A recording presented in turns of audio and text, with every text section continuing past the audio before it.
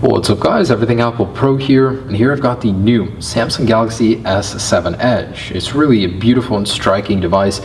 They've changed a lot of things on the outside. It's a lot curvier, smoother, and finish is different. All in all, it equals out to be quite a beautiful phone. Not only did they make it look better, but they also did add waterproofing. So we're returning to the old golden days of waterproof Samsung phones. The S5 was technically water resistant, not waterproof, but this one has a full IP68 waterproof rating, meaning it can sit in 1.5 meters of water for 30 minutes and come out just fine after taking all of your dolphin photos. So I want to put it to the test with this video. Is this thing really waterproof? Are Samsung's claims true? And as a point of reference, I've got an iPhone 6s Plus here. This thing isn't water resistant or waterproof or anything like that, but as your average smartphone nowadays, I want to see how a regular smartphone compares underwater to a Samsung Galaxy S7 Edge, which is said to be waterproof. So let's go ahead and test these phones, see how they do, if the Galaxy S7 Edge is actually waterproof, and this is just a foot of water,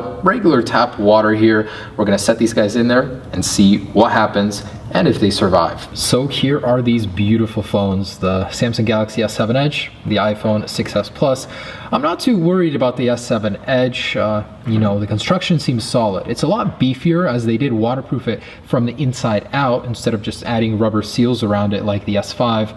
You know, I have good faith in Samsung. The S5, which wasn't even waterproof, did so well when I took it underwater. Whew. All right, so let's put these guys to the test. See how long the iPhone 6s Plus compares when it tries to compete on the waterproof level. Here we go. Whew. 3, 2, 1. All right, so we're gonna let them soak, and got the Galaxy S7 Edge on the left, the iPhone 6s Plus on the right. Let's give them a few minutes here, and if they do survive, what I really want to see is what still works and what doesn't. A lot of people test if it survives or not, but the next day it stops working, you know, like ports stop working. And let's put this all to the test and see how they do. So Galaxy S7 Edge just connected to a network underwater. Otherwise the 6s Plus just lost service. I don't know. They still look good. All right, so we're approaching 3 minutes right now, so I'm gonna go ahead and pull them out and see how they're doing. Usually someone, if they drop their phone in the water, they're not gonna leave it there unless they want to intentionally record underwater. So at 3 minutes here, let's pull them out real quick. And we'll go ahead and pause on this guy.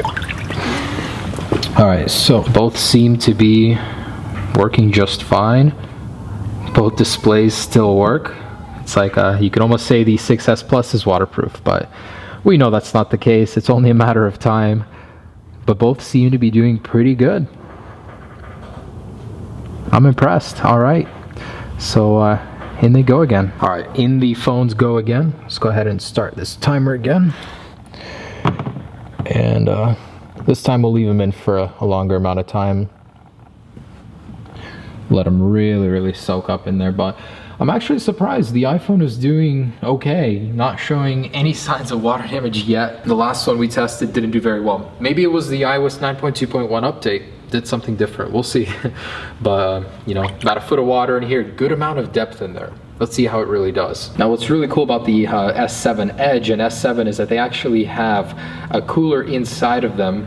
It's rocket technology, so there's a liquid that turns to gas and vice versa depending on how hot or cold the phone is, and I thought that was quite incredible. Something that's used for space travel is being used in a phone nowadays. And what's also cool is the way that Samsung made the Galaxy S7 waterproof is they did it from the inside out. Instead of just sealing up the ports, they sealed off the entire phone. They used a new technology to do so. And this thing, you know, it's already proving to be quite the waterproof phone, and something I wouldn't worry twice about taking to the beach or to any, you know, body of water. Now we don't know what kind of difference a saltwater would do. Maybe that's a future test itself, but I'm curious to see what it would take to completely destroy this thing in the water, how far, how deep you'd have to go. But you know, in a regular foot of water, still doing good, both of them, the iPhone and the Samsung Galaxy S7 Edge. So we're approaching 5 minutes here, still doing good. Let's keep going and take it to 10 minutes, 15. And as far as other phones go that we've tested,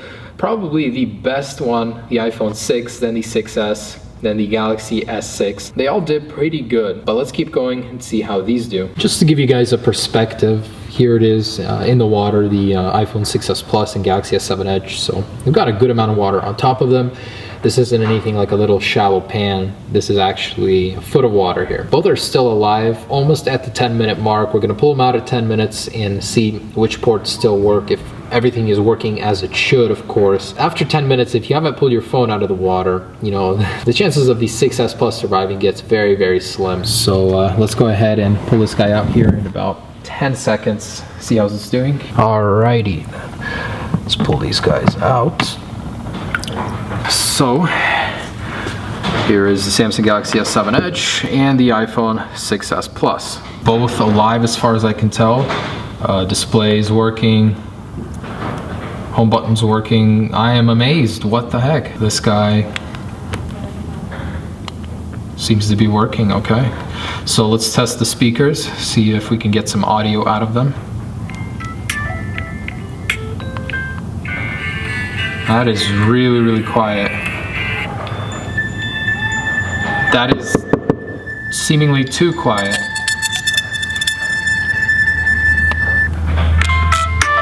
Do you hear that? So the volume seems to be erratic. It's going up and down, and there's a static tint to it. So I wouldn't say that's completely water resistant. I mean, playing the sound, it's obvious that some water got in the speaker.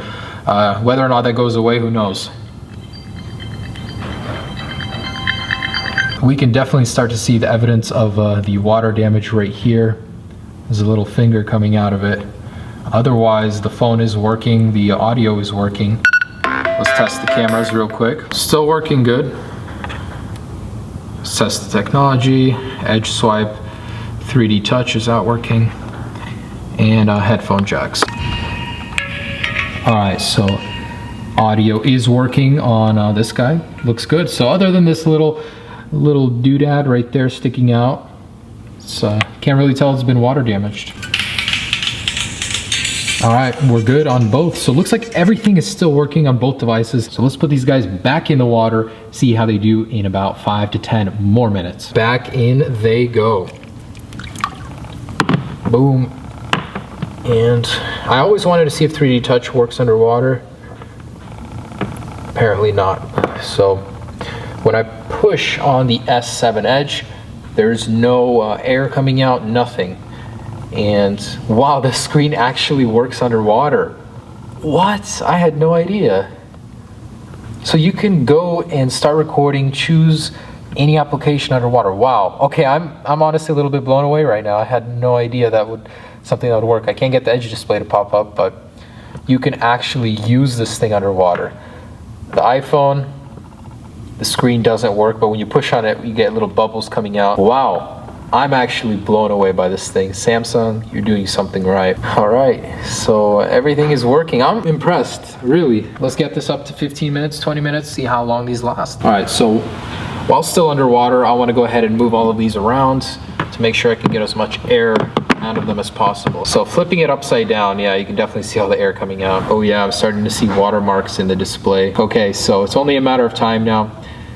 It no longer catches Wi-Fi underwater. And starting to see more artifacts on the display. Let's leave it. Shouldn't be long. The end is coming. All right, so the phone has restarted.